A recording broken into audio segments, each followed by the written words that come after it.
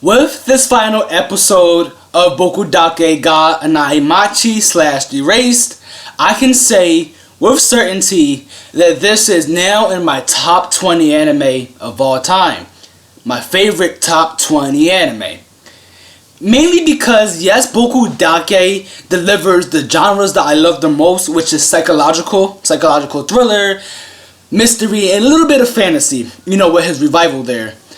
But because Boku Dake, episode 12, this final episode has given me a closing episode that I can be satisfied with, that I enjoy, that I can be happy with knowing that it ended correctly. This hope that Boku Dake will have a closure was delivered. This closing episode was so satisfying. Now, in the case that this review do go over 15 minutes, now I do have a copyright strike on my video, so I can't go over 15 minutes. So if it do, I might split it up between two parts. So if I do, check it out. If it doesn't go over 15 minutes, then you're good. But I had a few things to say about this episode. This episode was just so good, guys. So first off, that opening is back. The opening is back for Boku Dake, where he is inside, Saturo is inside the opening, him being inside the opening, inside all the action sequences of the opening. He's back, so that's the first thing I have to say. Now, we get into the rooftop convo. And we find out that Saturo didn't regain his memories. Like I said in my previous review, he didn't regain his memories because of the tapping of Yashiro. Way before that, he regained his memories. He regained them from Kaio. Kaio came to him and he remembered everything. He was like, yes, I remember. Kaio's presence has made him remember his lost memories. But Yashiro, this whole time, thought that it was him that, since he was tapping, it was him that made Saturo regain his memories. Now, if you was confused about this episode a little bit because the sequences, you was basically taken from the rooftop conversation with Yashiro and Saturo, and within the hospital of Saturo and Kenya and Hiromi and things like that, and his mother. So it was like alternated between these two things for like the beginning to the middle. Episode like 14 minutes in, it alternated between these two scenes, right? So I will break it down for you if you was confused. So like I said, Saturo did know that the memories and who's Yashiro was before he started tapping his finger. That was my mistake. And he told everybody, he was like, Yashiro is the killer, he's the killer, this is what thing. So what happened is that they made of a plan. So when Saturo came out and he talked to Yashiro, he knew that Yashiro was the killer. His memories came back at that moment, and he intentionally led Yashiro to the rooftop. His plan was to make Yashiro, he knew Yashiro was going to do something, and he made Yashiro go to the rooftop. So Yashiro didn't just take him there because he was going to take him there because he was trying to kill him, but Saturo knew that Yashiro was going to take him to the rooftop to try to kill him. And on this rooftop, we see that he confronts Yashiro, and he said, Yashiro, you didn't kill me. You didn't kill me, Yashiro. You couldn't kill me. These 15 years that I was in a coma, you couldn't kill me. None of these 15 years. You know why? Because you need me so you can live. Right? And we get a little glimpse into Yashiro attempting to kill Saturo in the hospital, but he couldn't. He had a blade to his neck while he was unconscious in the coma, and he couldn't. And Yashiro said himself, all these 15 years, his desire, his craving to kill, to do this. So it wasn't explained last week. If you didn't read the manga, it wasn't explained. So briefly, I'm gonna try to, like I said, this review might be more than 15 minutes, so I had to upload it 2 parts. But the reason Yashiro likes killing people is because he had this altercation with his brother.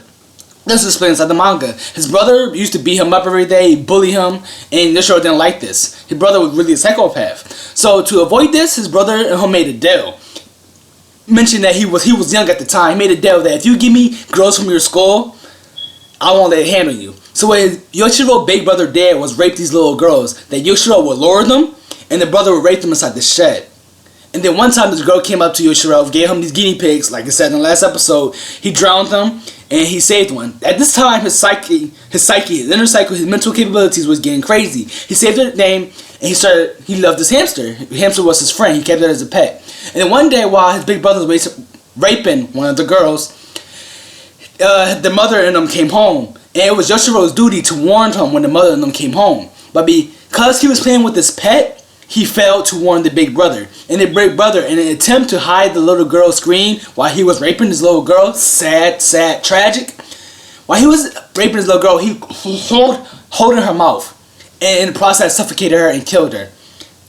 And the big brother tried to make it seem like it was Yoshiro's fault. So when Yashiro did, he's killed the big brother and then put the blame that he committed suicide. So Yashiro started getting this craving. He neglected. He started getting this craving that he had to kill people and pin this person, the murder on somebody else. That was his psyche. I couldn't explain fully because again I don't have that much time, but that was basically what Yashiro did. So that's why all these little girls, he wanted to pin these little girls, pin them on another person. So like he's going to kill these little girls, he's going to kill Hinazuki Kaio, and he's going to pin it on that pervert, not that pervert, but that little, I think his name is Yuki, that Yuki guy, the soft working person who has mental issues, pin on him. But again, we know Saturo stopped him. And what he wanted to do was he was going to Kumi, the girl with, I'm going to say that she has cancer, the girl with cancer, Kumi, the girl with terminal illness. He planned to have this muscle relaxer inside her anesthesia for surgery, right? And in the process, it was going to kill Kumi. He added some chemicals inside this anesthesia to kill Kumi, and he was going to blame it on Saturo.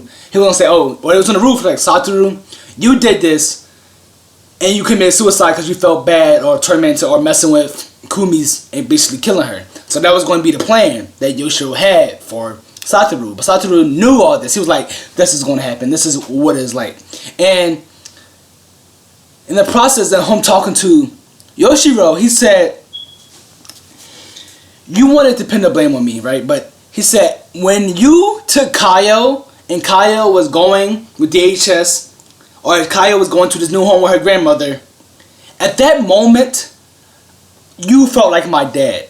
You was a dad to me. Now, mind you, Saturo never had his father. His father left the moment he was born, so we have no memories of his father. He don't even know what his father looked like. So he never had a father figure in his life. But at that moment, before he knew Yashiro was the killer, at that moment when he saved Kaio and Yashiro helped save Kaio, he felt like a father to him, to Saturo. He saw Yashiro as a father. And because of that, he was like, you filled a hole in my heart. And little did Yashiro know, it was vice versa. And Yashiro's heart was filled because of Saturo. And sorry guys, I'm reading from this paper because I just can't remember all of this. But it says, so basically Saturo was Yashiro's reason to live.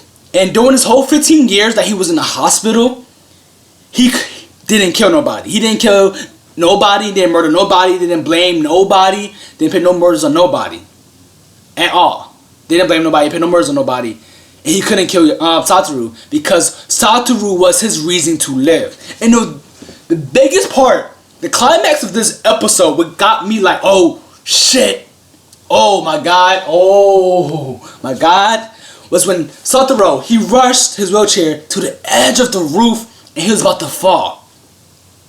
And because of that, Yashiro grabbed him and he saved him. And now, at that moment, I don't start to like Yashiro, but I start to get a glimpse of like his feelings, his psyche. It all flooded to me. It flooded to the viewer. If it flooded to you, it flooded to the audience of what Yashiro is really like. That he needed Saturo. He was like, Saturo, I need you. You're my reason to live. You're my reason to live. Like, I can't kill you because you're the only reason why I'm alive right now, and you drive me. He was like, I feel bad for you because it has been 15 years.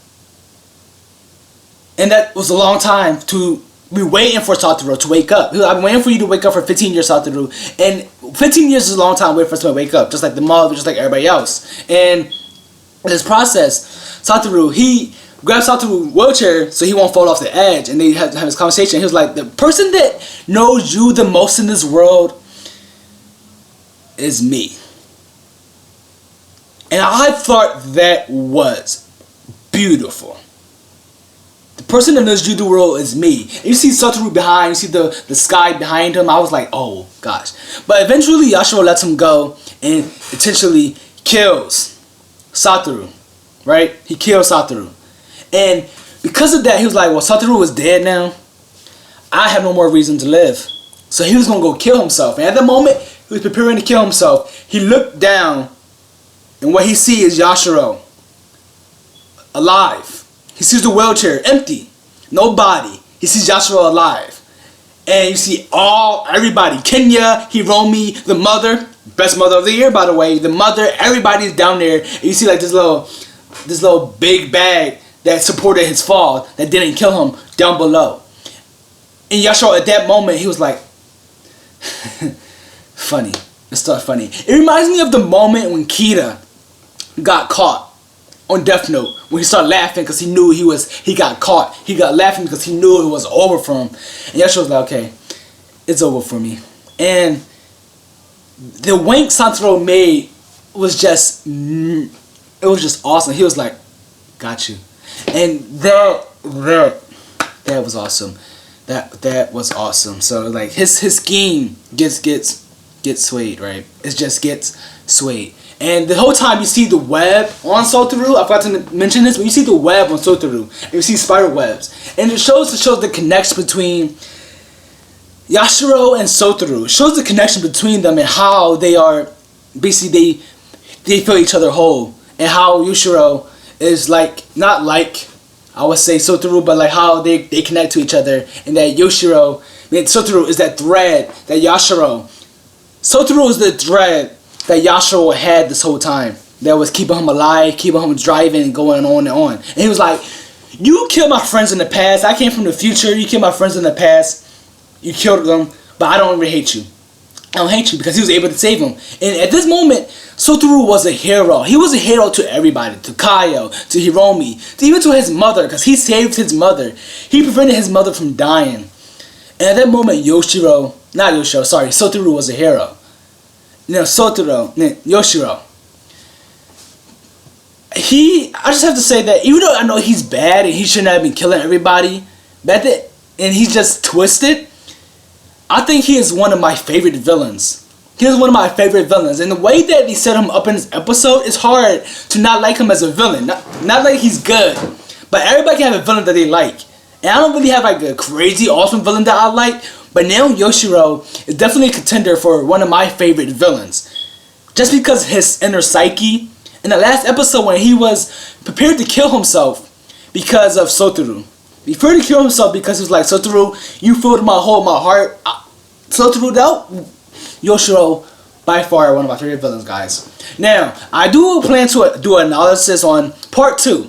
The later part, after this whole situation is over, in the second half of this episode. But because I'm out of time for this video, it's reaching 15 minutes, I will put a part 2. So right after this, after I end this video, I will put a part 2. So remember to go watch it if you have the time. And I'm really going to put it out. So, guys, this has been Very from Taco Logic. Now watch part 2.